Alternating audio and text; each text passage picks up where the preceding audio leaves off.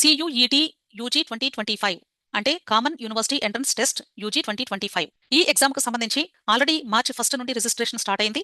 మార్చి 22వ తారీఖు వరకు మీరు రిజిస్ట్రేషన్ చేసుకునే అవకాశం ఉంది. ఈ CUET ఎగ్జామినేషన్ గురించి, ఆ రిజిస్ట్రేషన్ ప్రాసెస్ గురించి డీటెయిల్‌గా 2024లో నేను ఎక్స్‌ప్లెయిన్ చేయడం జరిగింది.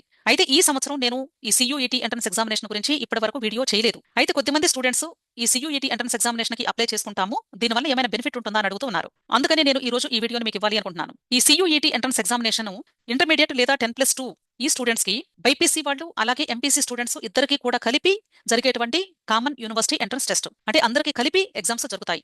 ఇది కేవలం ఒక రోజు మాత్రమే జరగదు. డిఫరెంట్ డేస్ లో డిఫరెంట్ షిఫ్ట్స్ లో జరుగుతుంది. అంటే స్టూడెంట్ ఏ కోర్సెస్ కి అప్లై చేసుకుంటే పర్టికులర్ డేస్ లో పర్టికులర్ టైమింగ్స్ లో మాత్రమే మీకు ఆ ఎగ్జామ్ కండక్ట్ చేయబడుతుంది. ఈ బైపీసీ స్టూడెంట్స్ ఎంపీసీ స్టూడెంట్స్ అంటున్నారు కదా, ఏ టైప్ ఆఫ్ అడ్మిషన్ లభిస్తుంది ఇక్కడ అని మీకు డౌట్ రావచ్చు.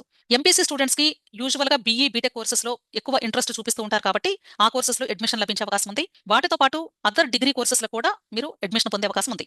అలాగే బైపీసీ స్టూడెంట్స్ తీసుకున్నట్లయితే బైపీసీ అంటే బయాలజీ, ఫిజిక్స్, కెమిస్ట్రీకి రిలేటెడ్ గా అగ్రికల్చర్ కి సంబంధించి ఫుడ్ టెక్నాలజీకి సంబంధించినటువంటి కోర్సెస్ ఉన్నాయి. ఈ రెండు మాత్రమే కాదండి, ఇంకా చాలా కోర్సెస్ కూడా ఉన్నాయి. వాటితో పాటుగా బీఈ బీటెక్ కోర్సెస్ లో కూడా బయాలజీ స్టూడెంట్స్ కి కూడా కంప్యూటర్ సైన్స్ లో జాయిన్ అయ్యేటువంటి అవకాశం లభిస్తుంది. ఈ విషయం గమనించండి. ఎందుకంటే కొద్దిమంది బైపీసీ స్టూడెంట్స్ ఒకవేళ నీట్ ఎగ్జామ్ రాసినా కూడా వాళ్ళు ఒక 2-3 అటెంప్ట్స్ రాస్తూ ఉన్నా వాళ్ళు అచీవ్ చేయలేకపోవచ్చు ఎంబీబీఎస్ లేదా బీడీఎస్ ఆయుష్ కోర్సెస్ లో.